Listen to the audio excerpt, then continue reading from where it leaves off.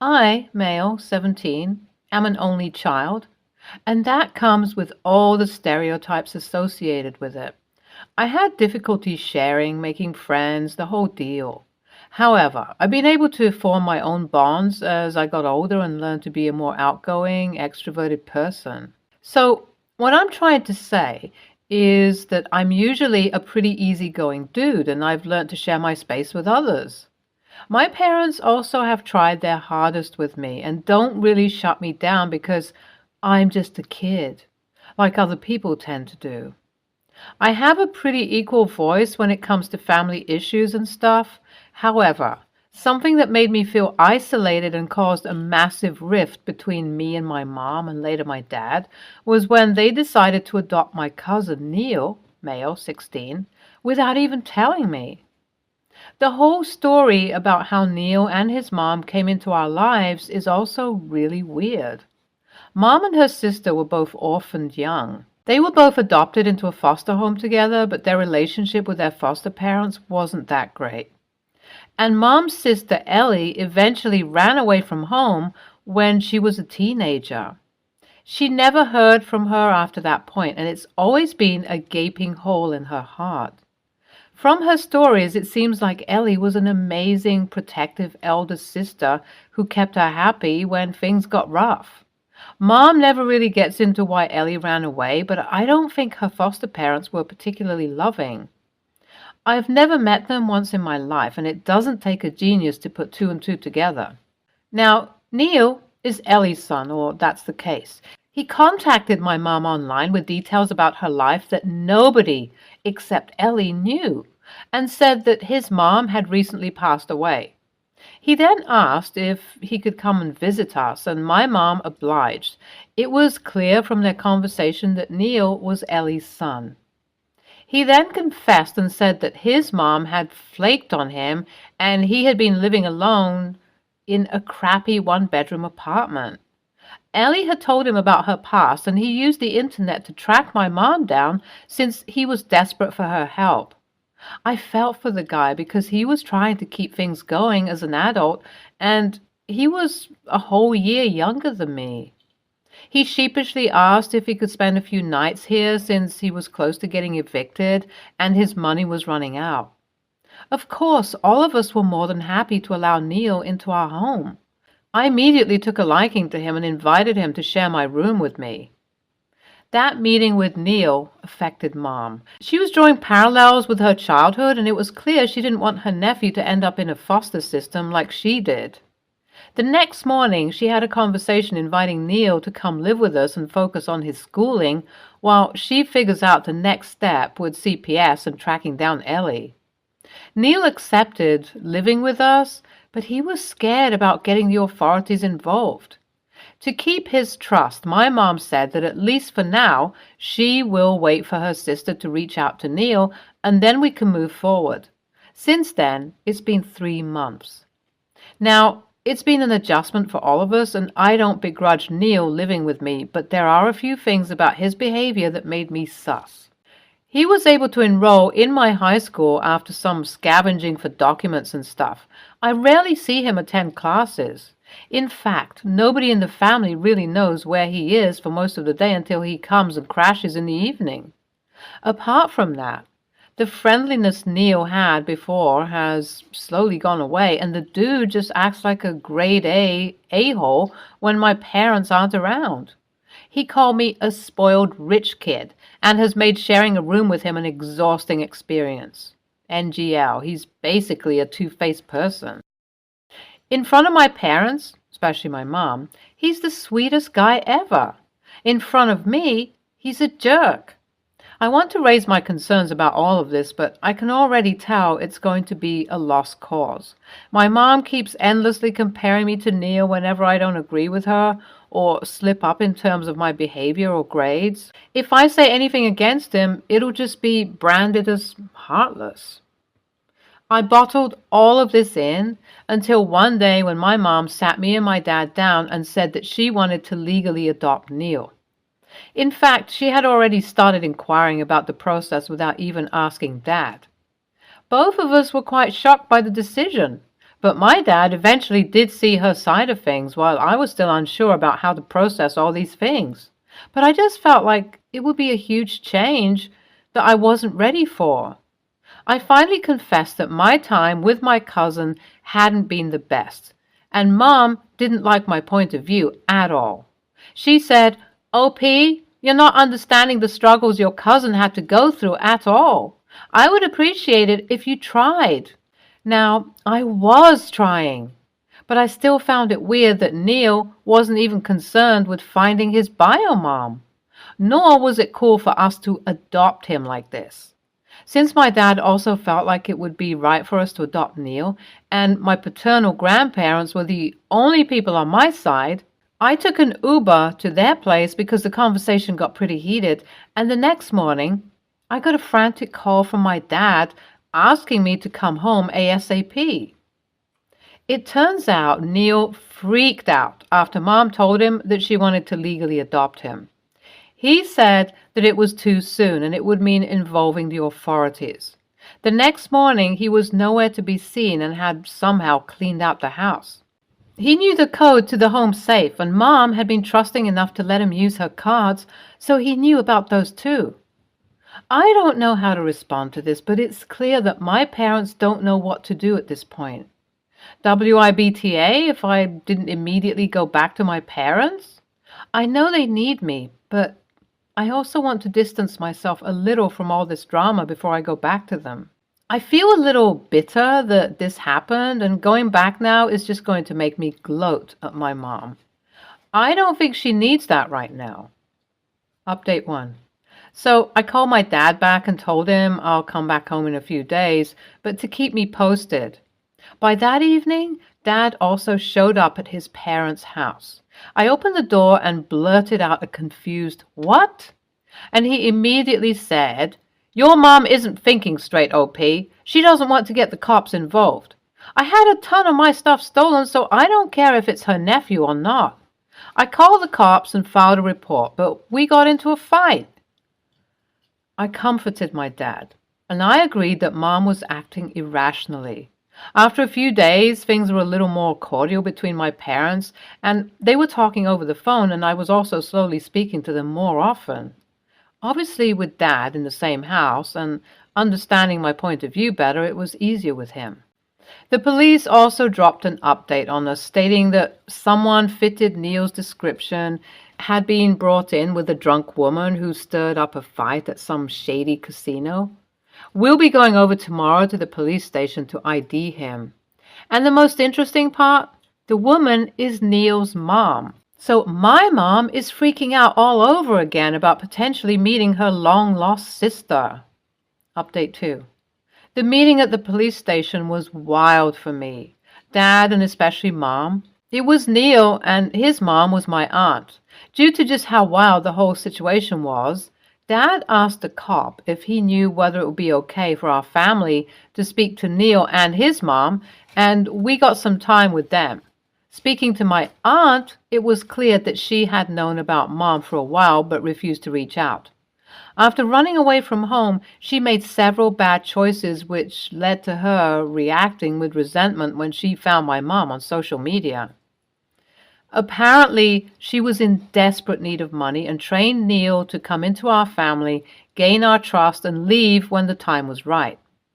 As for Neil, he was the product of a one-night stand that Ellie had. We couldn't speak to them for hours on end. I mean, a police station isn't the same as the set for Dr. Phil, but Mom wanted her sister to be less poisoned against her and wanted her in her life. It was clear that she was a victim of circumstances, and that led to the crimes she had done. At the same time, me and Dad were kind of leaning towards not letting Neil and Ellie into our lives because their first thought when learning about Mom was how to exploit her and not to reach out to her. We discussed all of this and in the end decided that it may be best to drop charges. However, Mom realized that it would be best to not force a relationship with her sister and instead just keep the door open if they ever wanted to initiate a proper relationship. We dropped charges, and Neil and Ellie did thank us for it. They won't be staying in our city for much longer, so it's unlikely that we would see them again. Update 3. Ever since Mom got to meet her sister, she's been acting a bit weird. She does understand that it's probably for the best for her not to be too open with Ellie, especially considering how she is harboring so much resentment. But it's still tough to find and lose your sister in the span of a few weeks. She did sit me and Dad down and apologize for being too trusting of Neil and deprioritizing us. After all of that, we haven't heard from Neil or Ellie since, and maybe that's for the best. Dad and Mom have worked out their differences, and we've all moved back in together. This whole story was wild AF. And I do think I will have to be more sensitive to the issue around my mom because it affects her in a different way than me. NTA, Neil and Ellie are clearly both troubled people, but that doesn't justify their actions. Your mom has made the right choice by establishing boundaries and keeping the door open, while also not doing something stupid like letting them move in or something. Next story.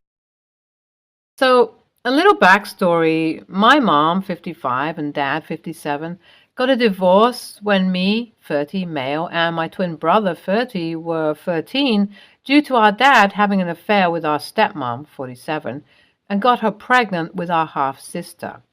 After the divorce, my dad married his wife, who was horrible to our mom, and it got worse when she realized that we were never going to see her as a mom in our lives. And they had 3 more children, and my stepmom had 3 daughters already. Their father had died 2 years before the affair, so they were excited to have a new dad. During the divorce, my paternal grandparents were not happy about the affair and did everything to make sure my father and his new family knew they were not welcome. They were not openly hostile, but it was obvious when it was noticeable when we would get things that they wouldn't or get invited to things they weren't. So, on to the reason for this post. My grandparents, Dad's parents, are wealthy. Think old money. In their family, there is a tradition that when you get married, you and your spouse are gifted a set of jewelry to pass down to your children. When I married my husband, we were gifted 2 sets of diamond cufflinks and a pot of diamond studs, altogether worth about $200,000. They also paid to have our house built when they found out we were expecting our own set of twins via surrogate. I know, spoiled. Now, my twin is getting married to his long-time girlfriend. My grandparents are paying for their wedding. They offered to pay for mine too, but my husband's parents paid for it, so that's why they built the house. My oldest stepsister, 28, is also engaged, and her wedding is scheduled after my twins.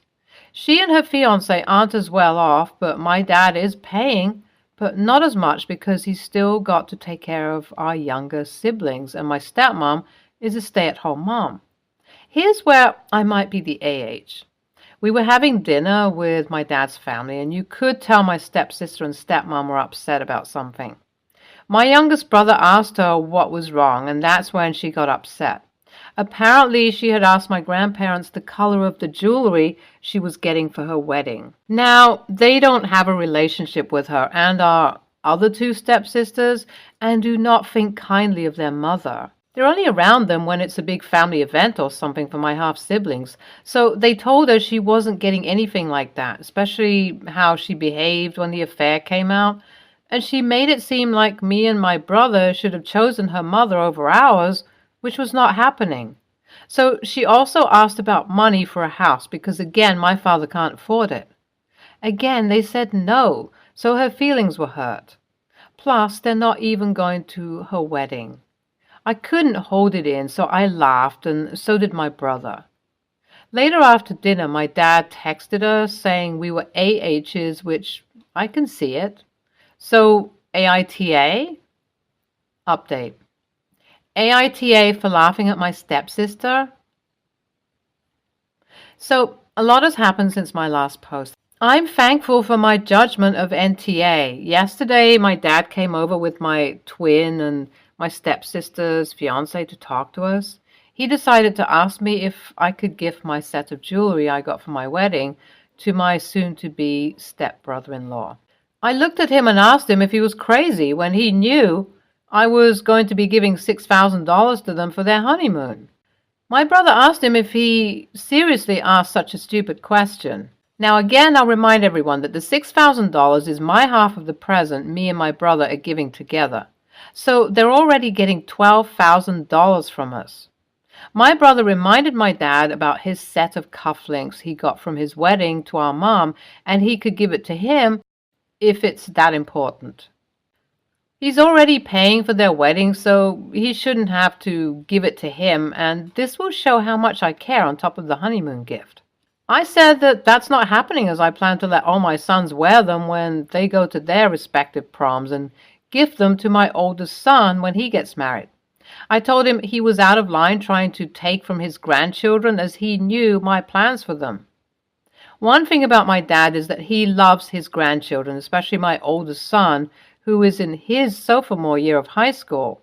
He instantly starts to apologize, and the whole time, my soon-to-be stepbrother-in-law is sitting there looking embarrassed because he clearly had no idea what my dad wanted him there for, until he started talking. So now I'm starting to feel that this situation is going to get worse before it gets better, especially with my twins' wedding being before my stepsisters. I just told my dad I'll talk to him on Sunday when they come over for family dinner, since it's my time to host. Now he's asking me to not bring it up in front of my mom's grandpa and grandma, since they'll both be there.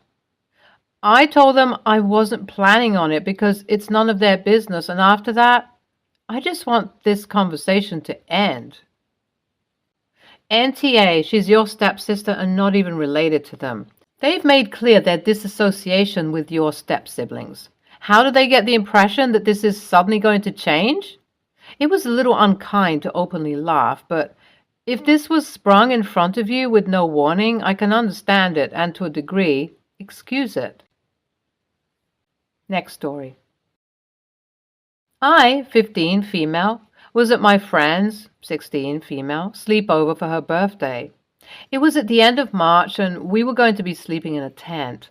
There was a few girls there as well, and we would all be sharing the tent. Keep in mind, it's a very big tent.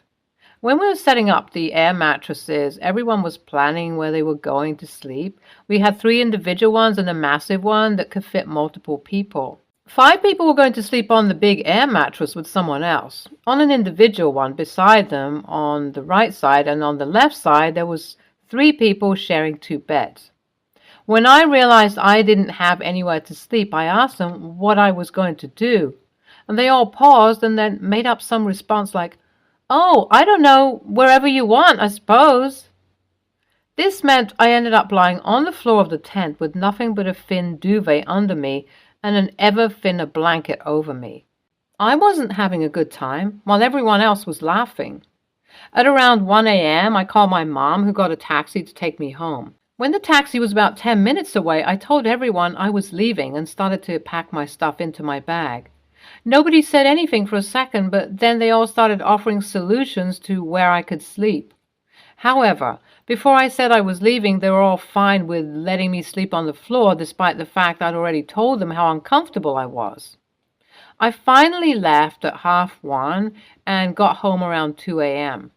That morning I woke up to a text from the host saying that she understood why I left, but that I had been selfish after she did so much to make me so comfortable, as in she gave me a duvet and offered to let me sleep inside instead of the tent. At first, I still haven't responded to her message. But someone else from the sleepover texted me. Let's call her M. M messaged me to ask if I was all right, and I said yeah, I was, and then explained why I left. After that, M immediately started saying that I could have slept inside but refused, or I could have brought more stuff for myself. I just ignored her then. Half an hour after that, another one of my friends messaged me saying that everyone was uncomfortable in the tent, but it wasn't that bad.